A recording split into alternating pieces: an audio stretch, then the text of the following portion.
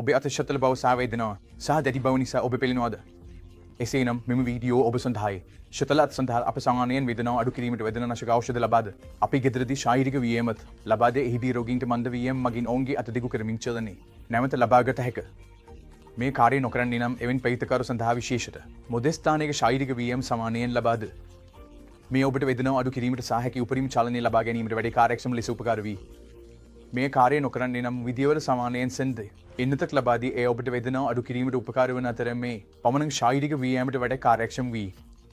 මෙම සියල්ල ඔබ ශතල අත් සඳහා උපකරණ නොවේ නම් ඔබට ආතර සැකපික ශාලේ කර්මයක් සඳහා හොඳ අපේක්ෂකයෙකු විය හැකි ඒ අතිවිශාල කැපීම නොමැතුව කුඩි කොහර ශාලේ කර්මයක්. ඒ ඇත්තටම අතීතයක් ඇති තරම් එහෙම නැත්නම් වතේ ඉවත් කිරීමට උපකාරී වී සහ ඒ ඔබට උපකාරී වී ඒ ඔබ ශතල අත සිට සේවය ලබා ගැනීමට සහ වේදනාව අඩු කිරීමට සහ හැකි ඉක්මනින් උපරිම චලනය ලබා ගැනීමට විරෝධකයක් ලබාද. එබැවින් කරුණාකර ශතල අතින් පෙළෙන්නේ පාත් සහ කාර්යක්ෂම පොලිතකරු ලබාගත හැකි එබැවින් මෙම ගැටලුව සඳහා අතිවිශේෂයක් සමග උපදෙස් ලබා ගන්න. බොහොම ස්තුතියි.